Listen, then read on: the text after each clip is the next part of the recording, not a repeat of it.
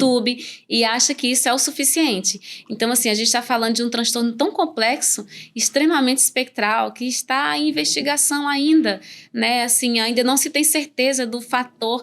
A gente sabe que um dos principais fatores causadores do transtorno do espectro do autismo é genético, mas existem outros fatores também desencadeantes ou agravantes, podemos dizer assim, como fatores ambientais, extremo baixo peso ao nascer, pessoas com muita prematuridade, criancinhas, né? E outras condições como mães, pais, idade aumentada e uma série de fatores. Mas o desconhecimento, ele se dá justamente pelo excesso de conhecimento, do meu ponto de vista. Então, o excesso, ele pode te deixar na superfície. E é isso que acontece. É tanto estímulo, é tanta informação sobre autismo, que aí você se contenta com o que vai passando na tela e vai para o próximo e acha que assim você já teve informação. Então, eu sempre recomendo alguns profissionais que eu acompanho e leituras de fato que vão te dar embasamento. Então, você, por exemplo, que nos vê, que nos assiste, que nos ouve, se tiver interesse em conhecer, eu sempre sinalizo, veja pessoas que realmente falam com ciência e com profundidade sobre o assunto. Então, tem duas literaturas que eu acho muito válidas, assim, citando rapidamente, que ia trazer, acabei esquecendo, que é Simplificando o Autismo, do Dr. Tiago Castro. Ele é um médico pediatra, tem 2 filhos autistas, ele fala de uma linguagem ali mais simplificada para pais e profissionais. E Temple Grandin, que é um livro de autoria de uma mulher autista americana, que ela estava no suporte 3 e por muita luta da mãe ela conseguiu chegar no suporte 2, inclusive ela teve dando palestra no Brasil aqui, se eu não me engano, ano passado. Então, assim, busque conhecimento, acompanhe profissionais que entendem de fato, como o Dr. Luciano Lacerda, o Dr. Paulo Liberalesso, para o nível mais adultos que abordam esses tópicos, a doutora Elisângela Leite, que é uma médica psiquiatra autista, inclusive, tem um centro de autismo aqui no Rio. Dr. Luciano Lacerda também é autista, de suporte 1, tem filho autista. Doutora Ana Aguiar, uma psiquiatra maravilhosa, acho que eu já citei, também uma psiquiatra autista.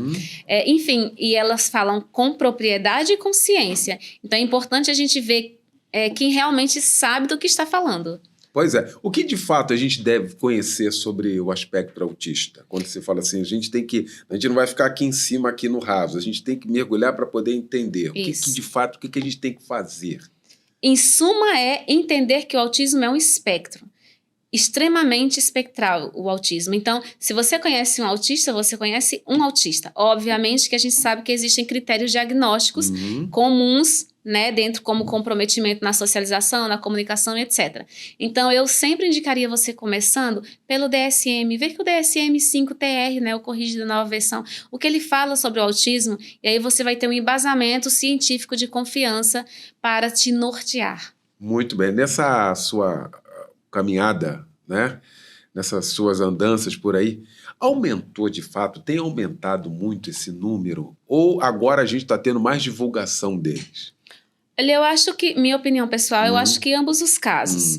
Tem aumentado porque nós temos tido mais acessibilidade, né, a diagnósticos, profissionais mais bem informados, como também profissionais mal informados que não sabem fazer um laudo bem feito, bem preciso, e acabam porque assim, o laudo ele deve ser feito por uma equipe. Então, geralmente é uma avaliação com a neuropsicóloga, preferencialmente experiente ou especialista. Tem que ser feita uma anamnese, tem que ser conversado com os familiares, conhecer todo aquele histórico, entender e dominar bem os melhores testes científicos para fazer uma devolutiva bem precisa.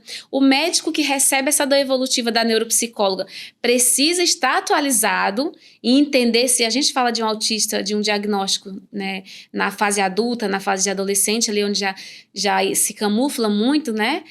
Precisa entender desse contexto, precisa estar atualizado sobre isso. Então, pela legislação, pela lei, qualquer médico pode laudar. Desde que, ou preferencialmente no meu ponto de vista, que ele tenha experiência no que ele está fazendo.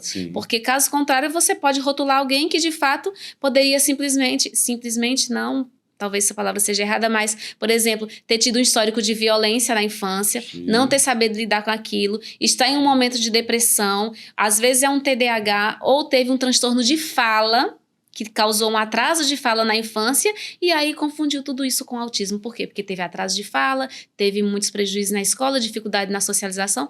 Se uma criança tem dificuldade, tem um transtorno de fala, é bem provável que ela vai ter esses comprometimentos sociais. Sim. Então, por isso que um profissional realmente bem capacitado é de extrema importância para esse diagnóstico. Muito bem. Como eu devo lidar com uma pessoa com transtorno de espectro autista? Porque você falou aí, né, das variáveis, né? Tem a questão do abraço, né? De como chegar, do que falar, de como se portar diante de uma pessoa, né? Como é que é isso? Talvez seja essa a grande dificuldade que a gente tem, porque você não sabe, vai um quer abraçar, aí o outro já não quer. Como é que é isso? Então, essa questão do abraço é uma das perguntas mais comuns que eu recebo. Então, assim, a gente está falando de um espectro, alguns autistas, eles não suportam toque. Tem uma intolerância, né, uma hipersensibilidade ao toque. Então, é importante você, quando você quiser se aproximar de uma pessoa autista, ou se você se aproxima, seja ela tendo uma crise de meltdown, de shutdown, é importante você dizer para ela, olha, eu estou aqui, em que eu posso te ajudar? Ou se você tem vontade de se aproximar, você tem que perguntar. Não é que você tem mesmo, você deve perguntar, porque o seu toque pode soar como uma ameaça. Né? Pode ser pode ainda aumentar aquela crise ou Olha aquela isso. sobrecarga sensorial que ela esteja tendo. Então, por exemplo, tem autistas que adoram abraço. Eu adoro abraço, mas de quem? Abraços para me regular quando eu estou em crise são 4 pessoas na minha vida. E abraços sociais eu consigo dar abraços sociais depois que eu já tenho um certo vínculo com as pessoas. Mas não gosto de abraçar pessoas estranhas e sinto um incômodo muito grande. Mas outros autistas não conseguem abraçar sequer pessoas queridas. Olha e o isso. abraço ali vai ser talvez um desencadeador, né, ou um gatilho para uma crise. Então é sempre perguntar, assim, considerando que esse autista seja verbal. Né? Se a gente está falando de autistas não verbais, que não se comunicam através da fala, ou usa outra forma de comunicação, aí você vai ter que identificar qual a forma de comunicação daquele autista para que você possa estar prestando ali uma ajuda efetiva. E caso você não saiba de fato como agir, peça uma ajuda profissional. Bom, essa identificação que você está usando aí, melhorou? Então, essa identificação eu acho que carrega ainda um estigma. Eu só uso em algumas situações, vamos supor, quando eu estou numa fila, eu estou já em sobrecarga, vamos supor, no shopping.